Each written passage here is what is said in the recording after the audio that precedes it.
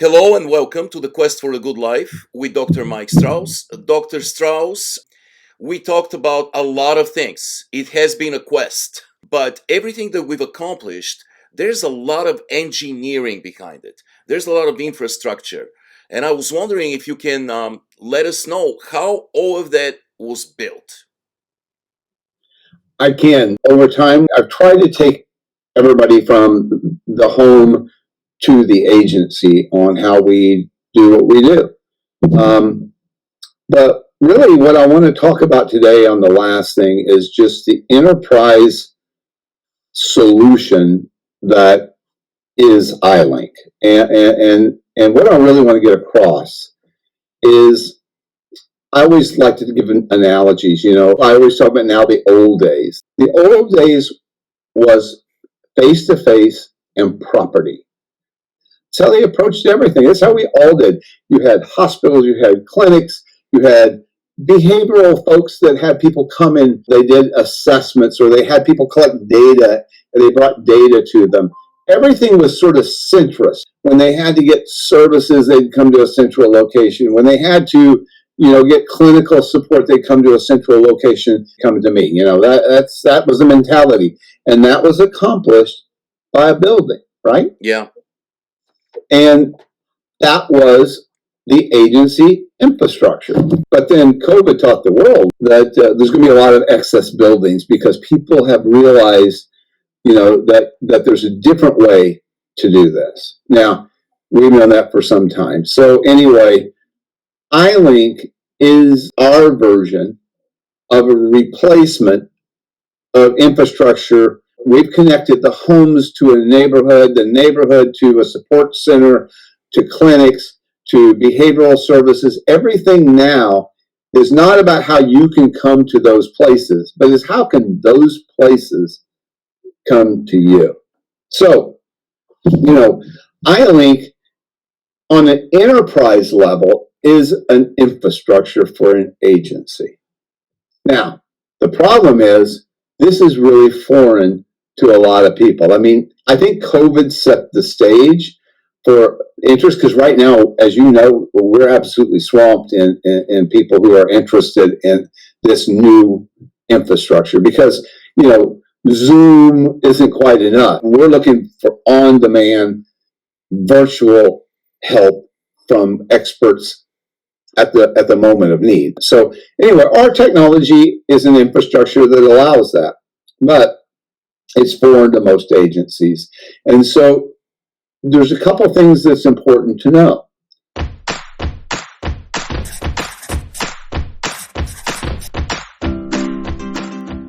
Our system is designed to be an infrastructure, but we don't require the agencies to figure out how do they protect their data security. So what we do is that we've put everything in the cloud and protected it in ways that are way beyond us. But right now, our video data is hosted in a secure sort of health facility data center that is designed, way beyond our capabilities, to protect hospital data and bank data and other kinds of data in secure servers in environments with, redundancies that you can't even imagine. Everything we do is cloud-based and hosted by somebody whose expertise is that. And so I think it's really important to understand there's a whole level of security that goes on around that so that our customer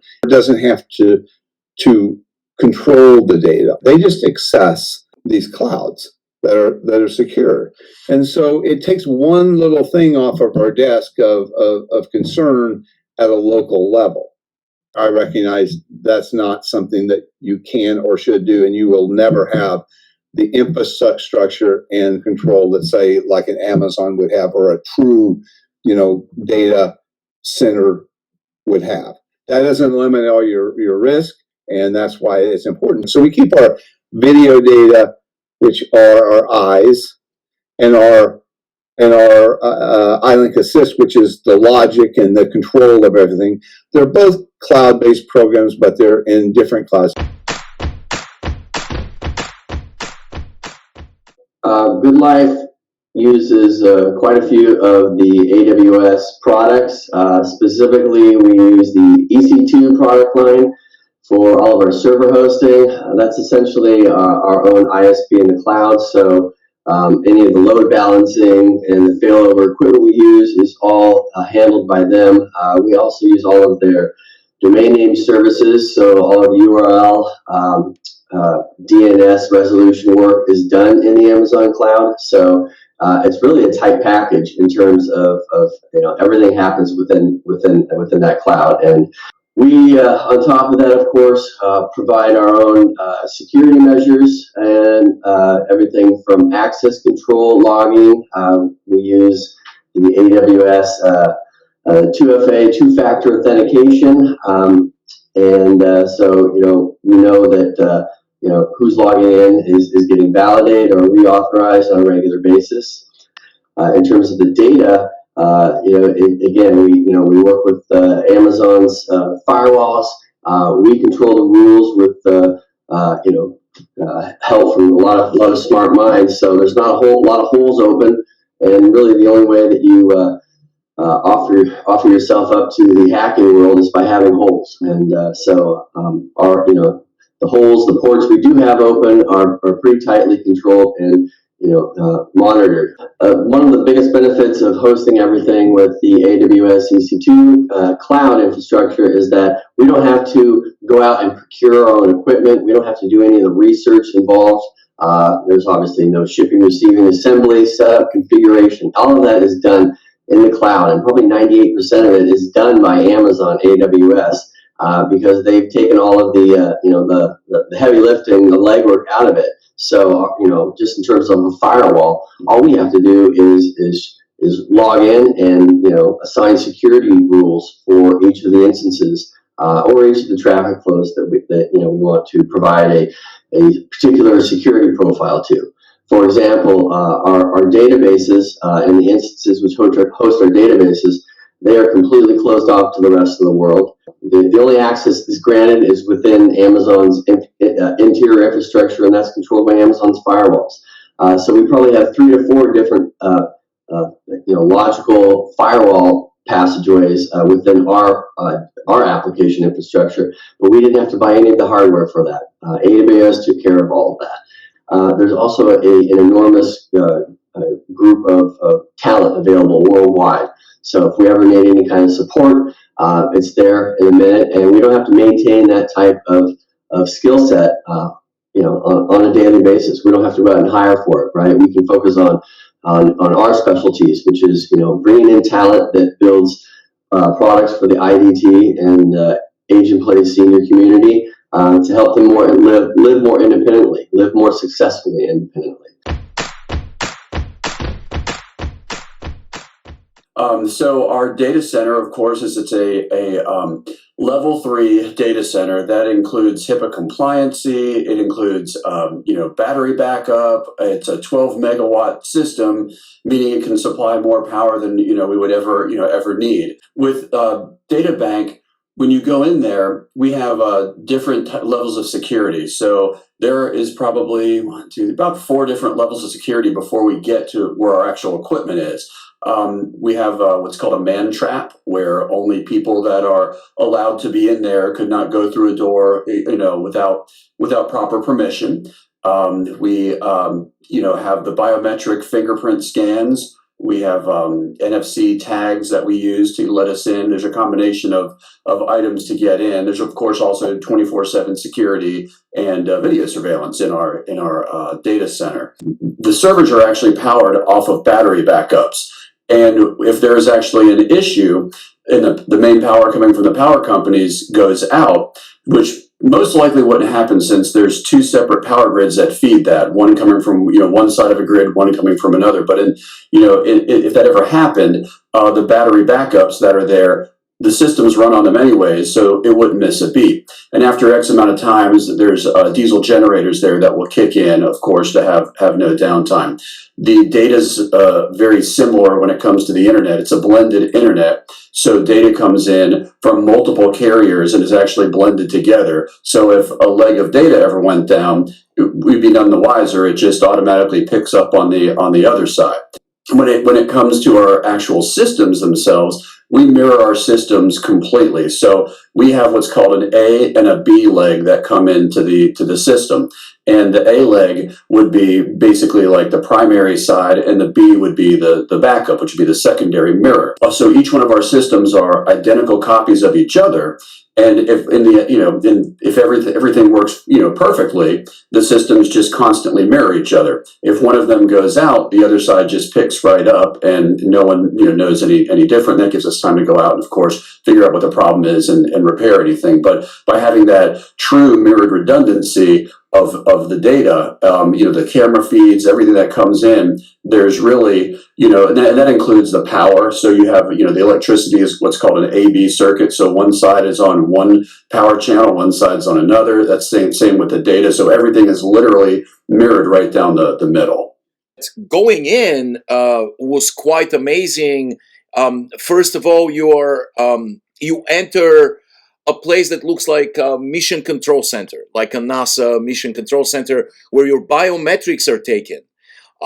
Your identification is checked, and once your identity is confirmed and it's been compared to the ticket, a badge is issued, and you have to go through several steps to enter the facility. And one thing that really amazed me was, like in those science fiction movies, when you are about to leave the space station and go into space, there's a depressurizing chamber where you have to go in, one door closes, and only then the other door can open. And that's how it is in the data bank. So dust particles don't even come into the server room. And also, obviously, it was very impressive. The temperature and the humidity, you can feel the difference right away, and how clean the whole place is. Absolutely. There's sensors throughout the data center that monitor, the temperatures, the airflow.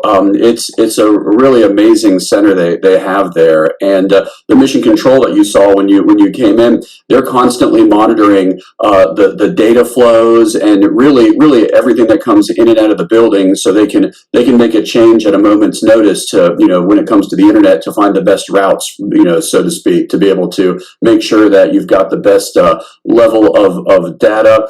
Some of the things you saw that were in there for monitoring or power monitoring, they're constantly monitoring the battery backups and the levels of power that are coming in. Then, of course, the humidity, the temperature, and all the systems work together to keep that, in a perfect harmony there, to make sure that the equipment's at the right level for everything. Two things came to mind when I entered. First, you remember how cluttered everything was just 10 years ago. Cables hanging from everywhere. When you go into a server room, there's so much equipment, it's clunky, it's big. Now you enter this place and it's minimalist. There's nothing extra. It's just so crisp, clean. You realize there it is. The 21st century is indeed here. And then when I entered the server room, the other thought I had was, I guess this is where you can have surgery, because it's like a surgery room, because there's no contaminants whatsoever. Data centers have come a long way, and compared to hosting the equipment at somebody's office, where people used to keep servers in a server room, and or sometimes in a closet even. There's no comparison. When you get to that level of redundancy there and cleanliness, really, it's the proper way these days to be storing all our information.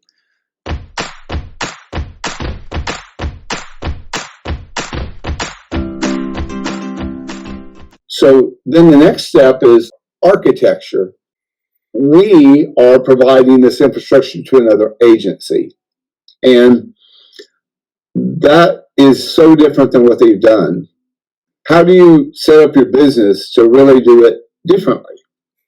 Well, you have to make changes in policy and procedures.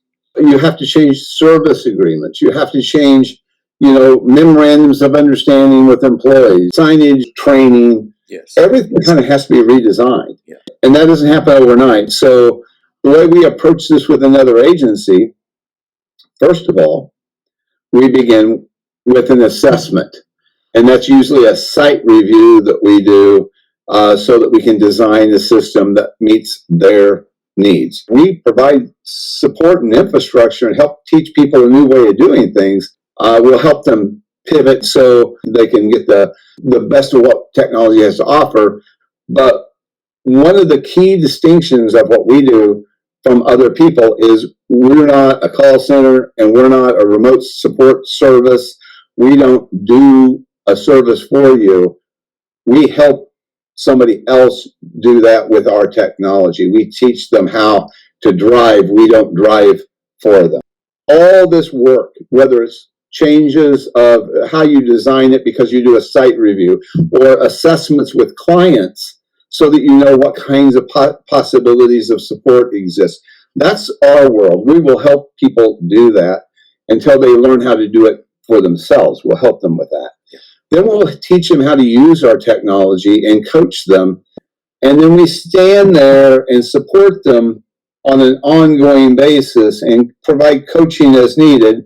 Our systems will always be improving and they'll always be evolving. And because of that, there will be ongoing support for a long time. The thing I really want to get across is that this is the replacement of the old way of doing things, which is mostly buildings and property and clinics and places.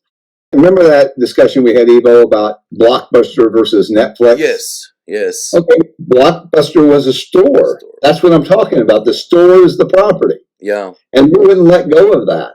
Netflix still gave the same movie to the customer, but they did it very differently and there was no store.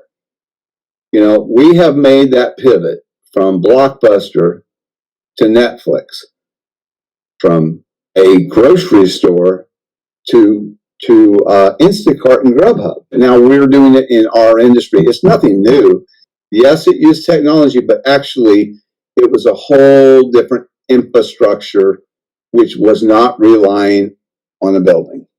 Yes. And that's where we are. So in ending, in order to make that pivot for people who've had buildings, and now they're going away from that to deliver care at the moment of need and really leveraging what's possible with technology, they have to understand that the only way to do that is if people who know those people, those persons served incredibly well, they know the licensing, they know how to provide care, those people have to sort of be re-taught. And the agency has to be re-engineered to deliver services in a whole different way.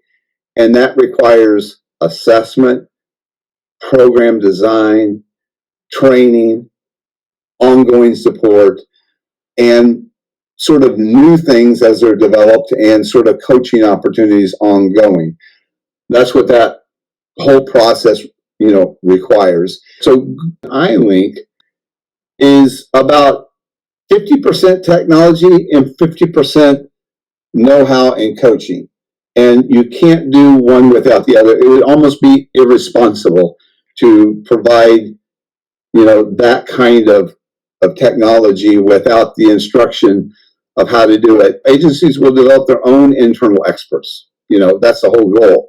We're not trying to build a dependency on what we do. We just want to make sure that people, know that iLink is a world-class way of delivering care to people who are living really inclusive settings and really wonderful lives.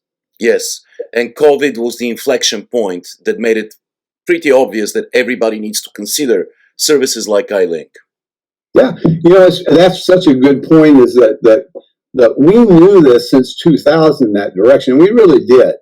And most people, have been talking about the need to embrace technology, but COVID overnight just was that laser shot that said, get going. Yeah. Thank you so much, Dr. Strouse. It's been a great quest. Thank you very much. Well, I appreciate it. I look forward to our next one. Thank you.